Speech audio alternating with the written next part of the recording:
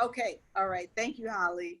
All right, so we have been talking since end of February, beginning of March, going through different stages of this, and we've, as everybody knows, we're hanging in with you until there's an actual vaccine, because information is always moving and changing. So right now, we're talking about how to lower your risk during reopening, and for those of you who don't know me, I'm an emergency medicine physician, and I've been an emergency medicine physician now for about 25 years. And I've worked in, this is my third or fourth pandemic. So with the previous ones being TB, malaria, HIV, and now COVID-19. We have a website set up, which is AskDrV.us. So a lot of the research and articles are actually referenced on that website, as well as a Twitter page. All right, so the structure is that we're going to have a presentation. It'll be a little bit longer than 10 to 15 minutes because there's a lot of new information. And there were a lot of things that came up from our Q&A from last week that I went back and researched and added to this. And then we'll have another Q&A for about 30 minutes. If you want to ask questions, you can put them in the Q&A, or you can actually put them in the chat box. Depending upon the number of people, we will also possibly raise hand and unmute people, just as long as people don't have a lot of background noise. All right, so the purpose of this is to keep you informed of COVID-19 science as we go along, so you can keep yourself and your family healthy during this pandemic. You'll be motivated to leave out of this webinar creating an action plan for yourself and your family. Maybe you have an action plan, you may decide to adjust it, and you may also be looking at an action plan for your broader community or neighborhood. All right, so what we're seeing now is large variations in COVID-19 infections by state. So we are having hotspots arise, which are primarily Arizona, Florida, South Carolina, Arkansas, North Carolina. The other one to add in there is Texas. And then we're also seeing, so these places are double and triple digit increases. So 100% increase means you're essentially almost doubling your caseload in a matter of a day or two. In 18 states, we are seeing decreases in COVID-19 cases. So those are Minnesota, New York, Virginia, Michigan, Colorado, etc. So the way that our country is responding to this is actually very different from state to state. And I think it's important, if you have family members that are in the hot spots, that you be the one to educate them or get them on this webinar. So there's a lot of stuff about COVID-19 and nutrition, specifically zinc and vitamin D deficiency.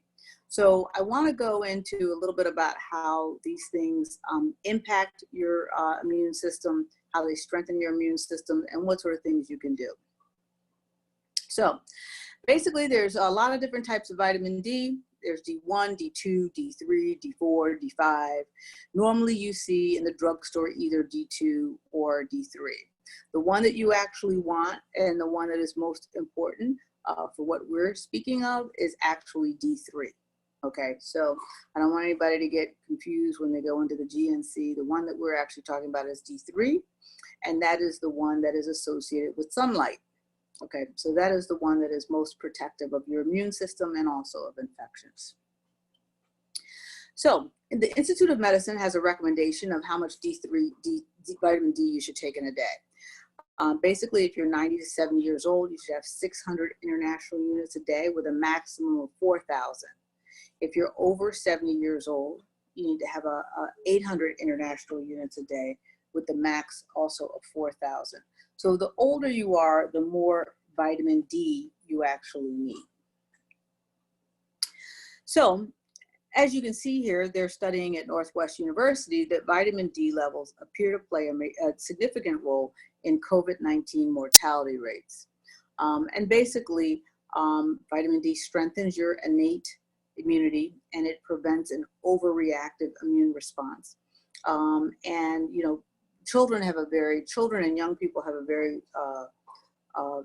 good vitamin D level, and that may play a role why children and younger people are less likely to die from COVID-19. There's specifically a clinical trial going on now that is a randomized controlled trial with high dose vitamin D3 and standard dose vitamin D3, and looking at it for patients that are at high risk for COVID-19. Now, where can you get vitamin D? So 30 minutes of sun twice a week without sunscreen is how you would normally get vitamin D3. We don't actually recommend that people actually not use sunscreen.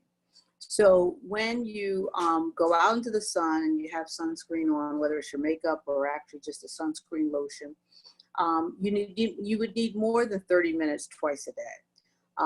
So I normally tell people if they do an hour of walking, in nature or something 3 times a week, that's usually sufficient. But you can see that you could be very deficient of vitamin D if, for instance, you work the night shift. And so you're primarily moving around at night. So food sources of vitamin D, salmon, mackerel, beef and calf liver, mushrooms, cod liver oil, sardines canned with oil, and tuna canned with water, egg yolks, and cheese. Also, the United States, along with many European countries and Iran, fortify some of their foods with vitamin D because we are more likely to have a vitamin D deficiency. And so some of the foods that are fortified with vitamin D, it'll say on the label, like milk, orange juice, yogurt, margarine, a lot of breakfast cereals. And then we just have the levels of vitamin D supplementation. All right, so now some people discussed it the last time, well, what if I'm on other medications? How does that affect things? So if you are on weight loss medicine like Zenical or Ally, or if you're on cholesterol lowering medications, these are things that will decrease your level of vitamin D and make it more likely that you need supplementation, right? Statin drugs or thiazide diuretics, which are used for high blood pressure, these are things which will increase your vitamin D, and you're less likely to need vitamin D supplementation. You should avoid taking vitamin D if you're on any type of seizure medication. Now, some people will ask, how do I know if I'm vitamin D deficient or not? You won't really know unless you actually get tested. There are some symptoms of vitamin D deficiency. If you've ever broken a bone, or you break bones easily, or if you break a bone and it doesn't heal very well and you constantly have to go back, or it constantly re-breaks. These are things that are associated with vitamin D deficiency. But everyone in general can take 1,000 international units a day, right? You're not going to overdose on vitamin D with just 1,000 international units a day, and you'll keep yourself in a safe zone. This was another study, and as you'll see, this study was actually from 2017. So this was before COVID-19, and I only bring up this article because vitamin D supplementation helps with any sort of respiratory disease. So influenza, RSV, asthma, any sort of respiratory infection, vitamin D assists with. Now, if we go on with to talk about zinc, this is a study that's currently being done at Cleveland Clinic. And they're actually looking, and they're specifically using zinc gluconate, and ascorbic acid is vitamin C. So they're using vitamin C and zinc. The studies of this have not actually come back yet. But zinc actually does, zinc also has been found to be associated with people who actually do better with COVID-19 when they have normal or normal zinc levels. And if they have lower zinc levels, they have been found to not do as well. The World Health Organization reported that zinc deficiency was responsible for about 13% of all lower respiratory tract infections. So people were asking last time, when can anybody take zinc? So don't take zinc if you're on cisplatin, which is a chemotherapy for cancer, or amiloride, which is for high blood pressure. Now, zinc can make certain antibiotics less effective, and they can also make certain NSAIDs or Motrin, naproxen, make those sorts of drugs less effective. If you are on any of these medications, these medications decrease your zinc level. So ACE inhibitors and thiazides are both categories of medications that are used for high blood pressure. So when you look at the fact that African Americans don't do as well with COVID-19 and we're more likely to die, more of us are on these medications. We're more likely to be on ACE inhibitors and we're more likely to be on thiazide medications. We also are more likely to be in a profession where we may be working the night shift.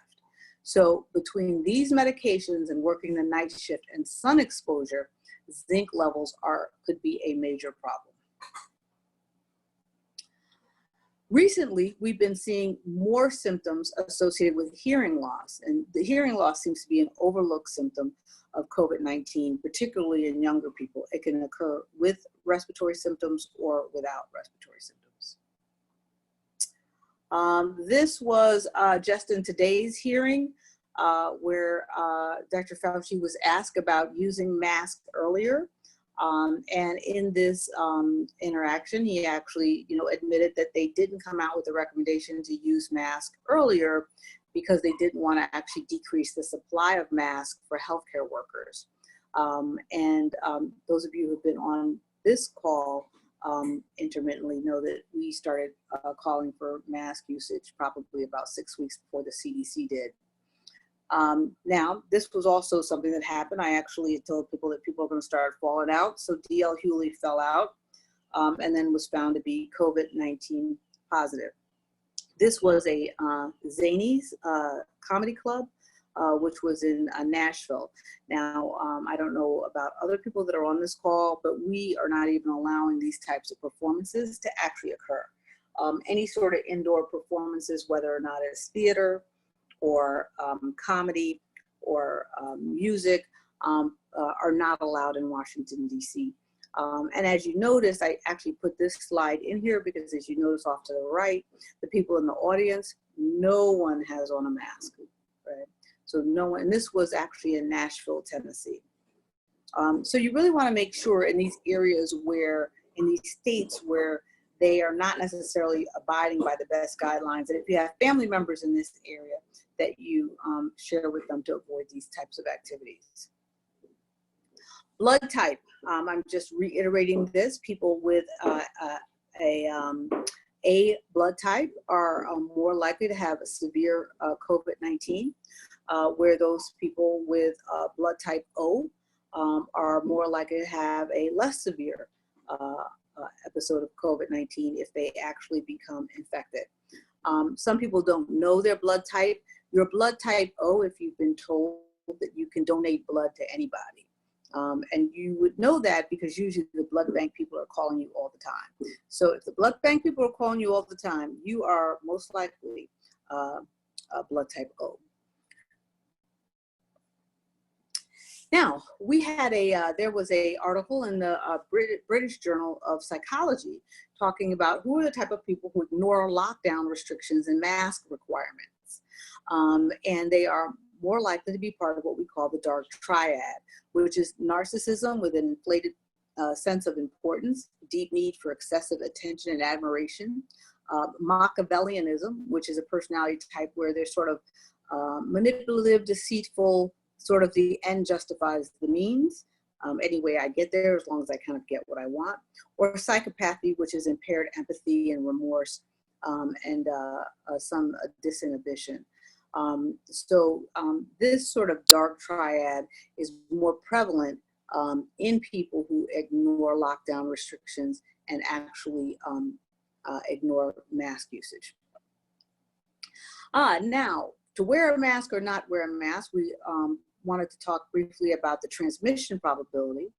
The person to the left is unknown. She doesn't know it, but she's a COVID-19 carrier. So she's D.L. Hewley before he fell out on the stage. And the person on the right is the healthy person. So if the person that has COVID-19 on the left does not have on a mask, and the healthy person has on a mask, the likelihood of transmission with close contact is 70%.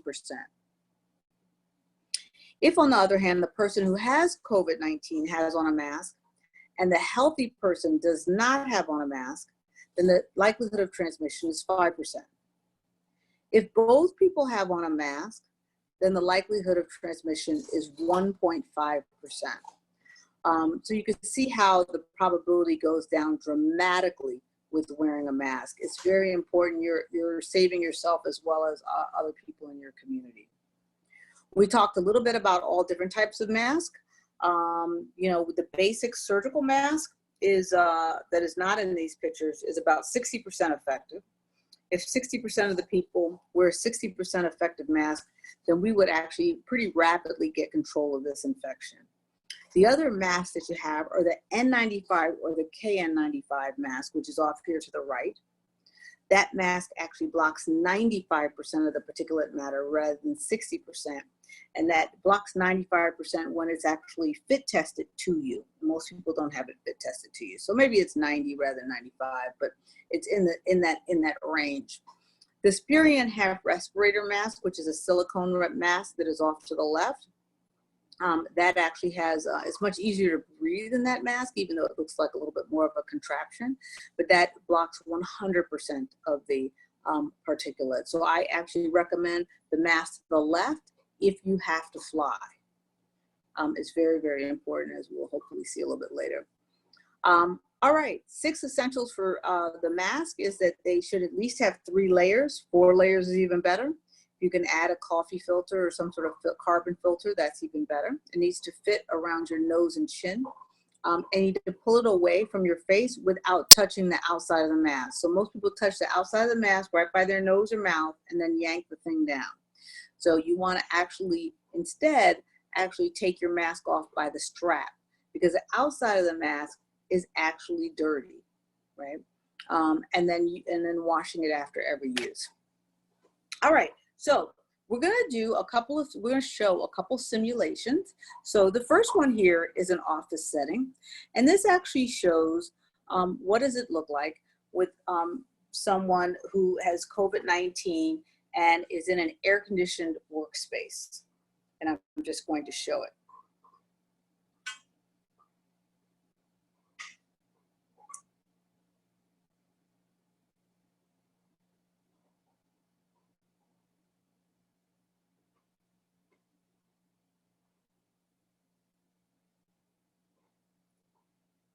Now what it's going to do is it's going to look at it from the top, so you can actually see where all the particles actually land.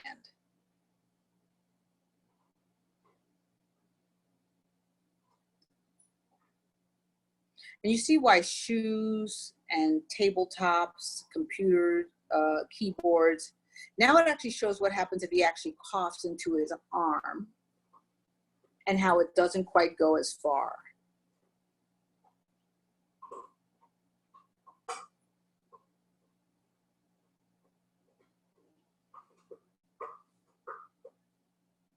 All right, then the next simulation is going to be like if you're in a library, like, you know, where there might be bookshelves, stacks of bookshelves. I know for our public library, they're not allowing people to go into the stacks.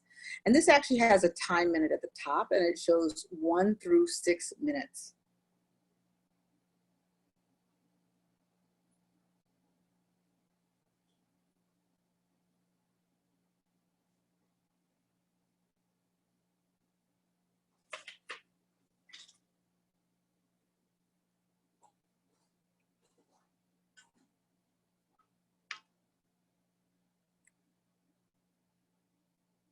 Okay, great.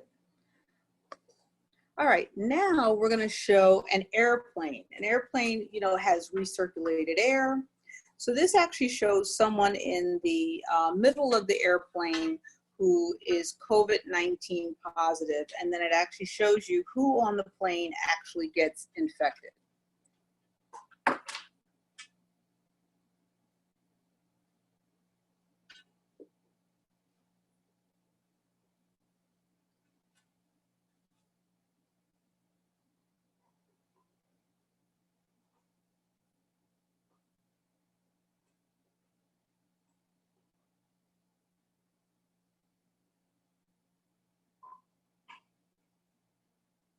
So the person in the middle in the blue is the one who's COVID-19 positive. And this is simulating recirculated air that you often see on the plane. And the light purple are the ones who get enough of a viral load such that they actually become COVID positive.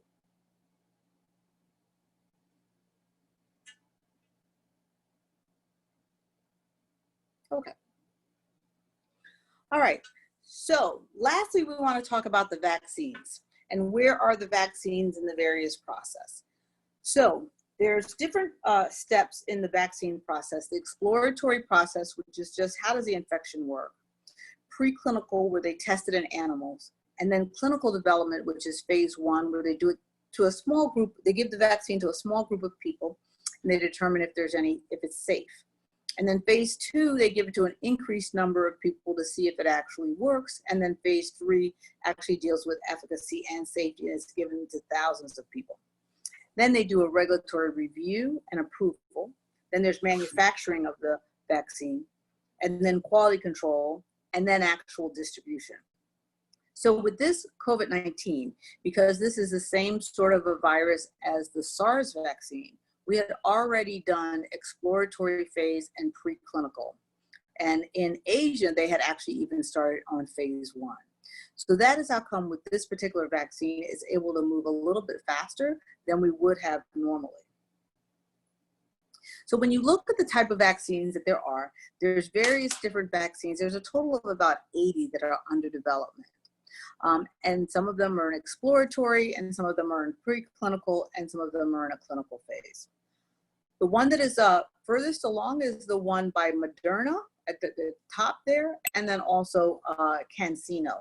Both of those are getting ready to go into their phase 2. So they're going to go into phase 3 in July. They're in phase 2 now. So Moderna said that they will have manufactured enough vaccines to go into phase 3. They're going to start sometime in July. They have to recruit 20 to 30,000 patients for this vaccine. It's a 2-part vaccine, so they have to give the vaccine once and then give it again in 3 weeks. So that's why this is going to take a while before we actually see the results.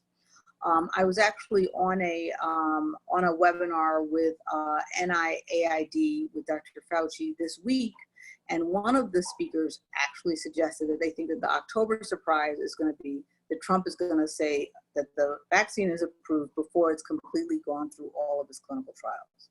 So they said that blatantly. So again, we have to watch this and make sure that it actually goes through every phase before we run out and go get it.